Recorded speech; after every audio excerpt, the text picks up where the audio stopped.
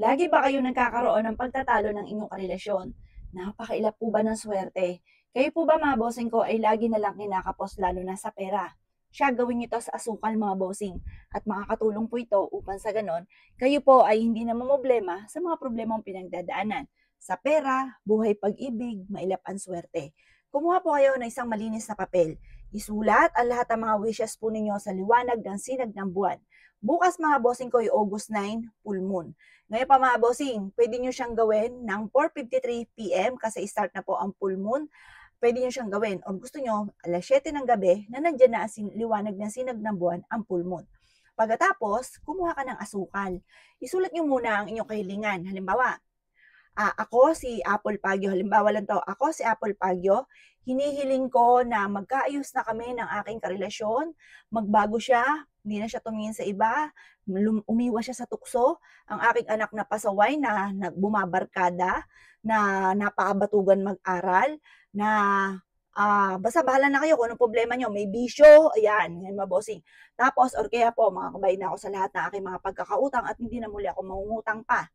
'Pag 'yan ay nai-wish niyo na lahat-lahat, lahat ng gusto niyo, ng mga gusto niyong mangyari sa buhay po ninyo, pipirmahan niyo 'yan. Lagyan ng kapranggot, mga bossing ko, ng asukal, kapranggot lang. At pagkatapos, ito po ay susunugin po ninyo sa liwanag ng sinag ng buwan.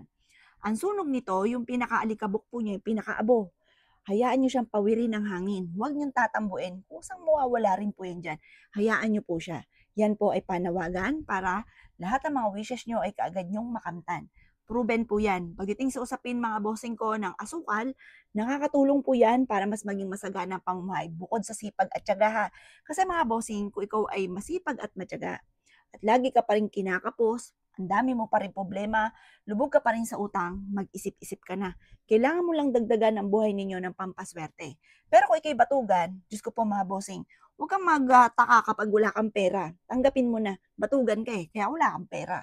Ngayon pa mga bossing, pero kayo masipag at matyaga, lahat na inirakit po ninyo, pero wala pa rin pera. Kailangan nyo ng ganito mga pamamaraan. Kasi ito lang din ang dinagdag ko sa buhay po namin. Dahil ako'y umiiyak na, mga bossing ko, hindi ko alam kung paano ko magsisimula, kung paano mababago ang takbo ng aking pamumuhay. At masasabi ko lamang, ito ang nakapagpabago ng buhay po namin. Ako pa mga bossing ko, lalo ko sinipagan, nagtiyaga lang talaga ako. Tapos yun pa mga bossing, hindi ako makapaniwala sa mga blessing na dumating. Kaya kung ikay naniwala at naisya po itong gawin, gawin niyo po ito at napaka-epektibo po nito. Kayo mismo maa-amaze sa dami ng mga blessing na darating po sa inyo.